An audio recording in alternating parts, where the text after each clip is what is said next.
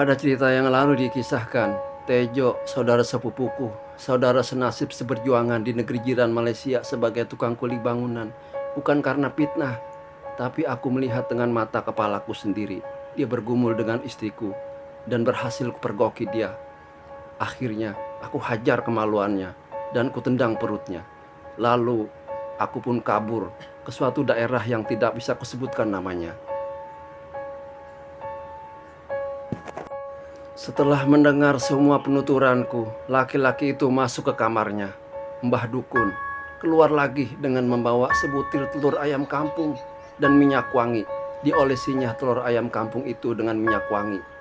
Perlahan-lahan namun pasti, ia mengelus dan mengelus telur itu sembari memejamkan matanya. Nama laki-laki itu siapa, nak? Tanyanya lagi, masih tetap terpejam dan mengelus telur ayam di tangan kirinya. Jo, Mbah, jawabku. Hari kelahirannya kamu tahu, nak? Tanyanya lagi. Aku mengerutkan kening, tapi aku telonjak karena ingat weton Tejo, kelahiran si Tejo.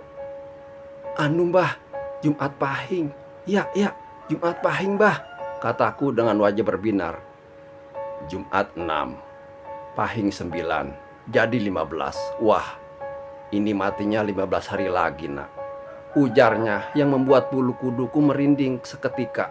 Di antara ketakutan, aku berusaha mempercayai ramalan itu.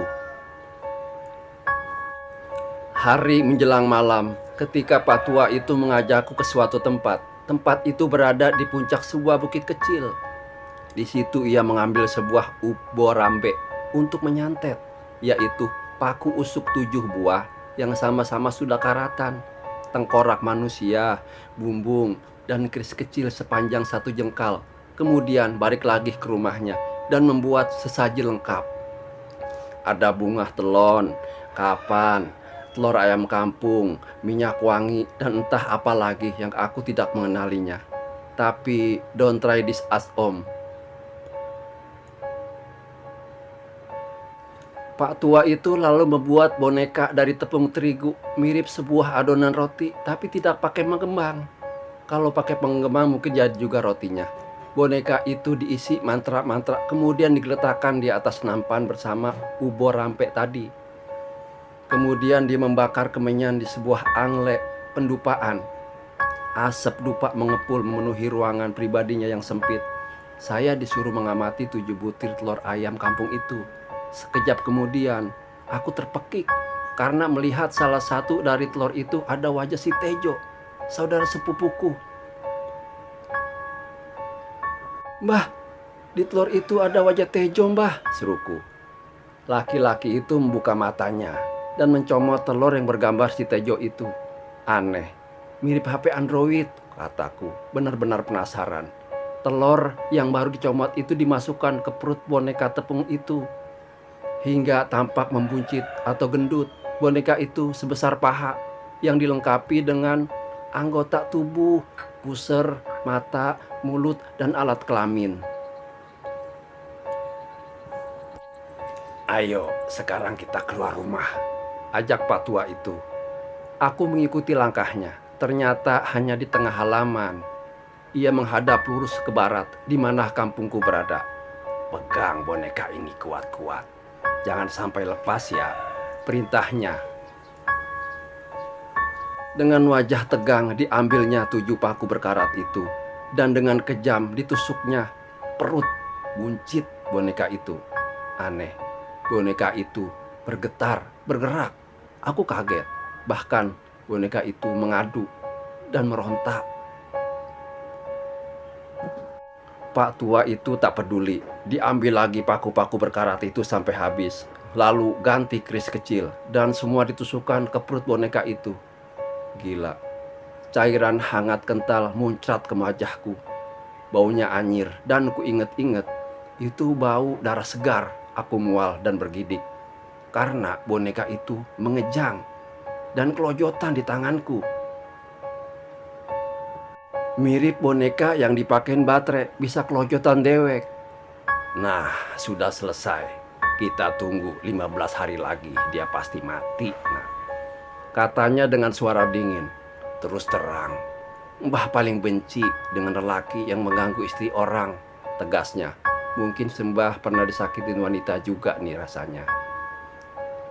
Iya Mbah, suaraku serak karena tercekam takut. Entah mengapa, diam-diam aku merasa ketakutan, merasa ngeri sendiri jika ingat-ingat proses gaib tadi. Tapi sudah terlanjur, apa yang akan terjadi, terjadilah. Apa yang akan terjadi, terjadilah. Berapa maharnya Mbah? 3 juta rupiah saja. Biasanya 5 juta. Tapi karena saya kasihan padamu, saya berikan diskon. Ya, cukup itulah nak, kata Pak Tua itu. Lalu ku ambil duit yang ada di tasku dan ku hitung-hitung. Setelah berjumlah 3 juta, aku serahkan kepadanya. Kontan, wajah Pak Tua itu tampak sumringah kegirangan yang serta-merta memasukkan duit itu ke sakunya. Emang kalau duit mah bukan orang tua baik. Anak kecil aja kenal ada duit. Setelah itu aku pulang ke rumah. Rencanaku aku akan melaporkan Tejo ke kantor polisi. Tapi keburu polisi menangkapku. Aku dituduh menganiaya Tejo dan istrinya sampai Tejo dibawa ke rumah sakit. Aneh, saat kulihat perut Tejo buncit. Dia hanya mampu mengereng-ngereng di ranjang rumah sakit. Kata dokter, membengkaknya perut itu akibat tendangan maut di bawah pusar yang mengakibatkan luka dalam pada usus kecil dan usus halus yang ada di dalam tubuhnya. Dokter kan kagak tahu itu masalah gaib. Dia matonya medis doang. Dia harus dioperasi secepatnya kalau ingin nyawanya tertolong. Demikian kata dokter. Aku hanya mencibir sinis, asain lu. 2 hari kemudian aku dijebloskan ke sel tahanan. Dalam proses peradilan, pihak penegak hukum mengalami kesulitan karena Tejo sudah meninggal. Setelah 15 hari dirawat di rumah sakit. Tapi atas kesaksian istriku, aku dijebloskan ke bui selama 7 tahun. Cuma satu yang meringankanku. Tak pernah dihukum dan menyesal telah menganiaya saudara sepupuku itu. Belum lengkap penderitaanku, karena setelah keluar dari penjara, aku harus melakukan proses perceraian di negeri pengadilan. Ya Allah ya Tuhanku, masih adakah pintu tobat terbuka untukku? Emang, kalau nyesel datangnya belakangan, kalau datang duluan namanya pendaftaran, kata Bang Sam. Hanya itu yang bisa aku ucapkan setiap kali aku sholat. Tole, anakku pun rupanya juga membenciku. Dan itu mungkin karena provokasi dari orang-orang lain, termasuk mertuaku. Melati bagaimana bang kabarnya? Melati, dia pernah menemuiku dan mengatakan sebenarnya dia masih mencintaiku. Dia ingin kembali padaku. Mungkinkah? Hatiku yang paling dalam mengatakan, maaf, hal itu tidak mungkin lagi Melati. Maafkan aku, cintaku telah terkubur bersama dendamku. Masih untung kagak mati, masih mau balik lagi. Sorry ye, kini kupasrahkan hidup dan matiku hanya kepada Allah Subhanahu wa Ta'ala. Mungkin ada pelajaran dan hikmat yang bisa diambil dari kisah ini. Sekian, terima kasih. Assalamualaikum warahmatullahi wabarakatuh.